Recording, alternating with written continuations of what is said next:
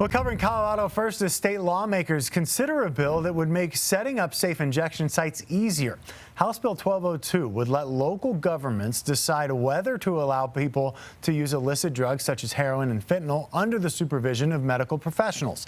The bill refers to the sites as overdose prevention centers and was in Senate committee today. Supporters say that these sites would help get harm reduction services to the people who need it most. Those against these sites say that it does not actually help in recovery. Jasmine Arenas has been talking to people close to this issue and those who work in addiction treatment centers. Jasmine, one thing both sides do agree on is Colorado is facing a drug crisis.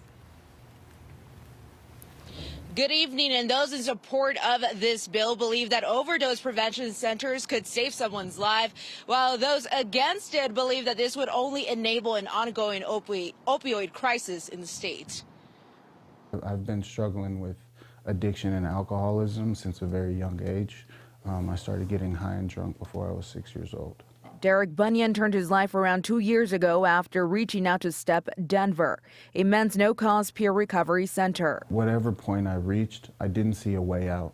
Once I came here to STEP, they gave me the tools and the lived experience that they had to show me the way out. The program is different than other rehab or addiction recovery centers. They don't offer medical services, and the men in their program are required to stay sober, have jobs, and are not allowed to be on any government financial assistance other than Medicaid.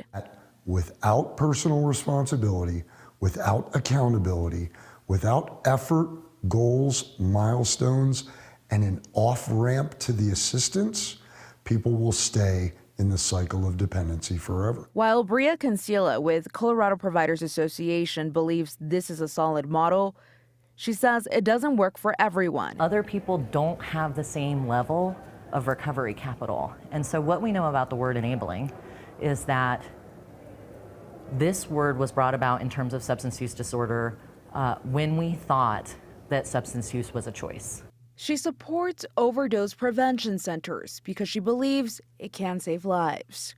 In the states where overdose prevention centers have been implemented, not a single person has died from an overdose in those centers, which in light of the overdose crisis that we're facing here in Colorado is absolutely a strategy that would work for us and would benefit us as a state.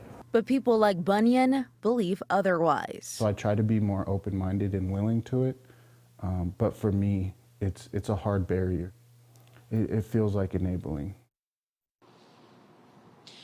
Now, right now, centers like STEP are operating at a 51% of their available capacity, which is pretty low in comparison to other centers right now. Right now, this bill is in the works to see if it'll pass, and about 25 people will testify to share why they are for this bill. Live in Denver, Jasmine Arenas covering Colorado First.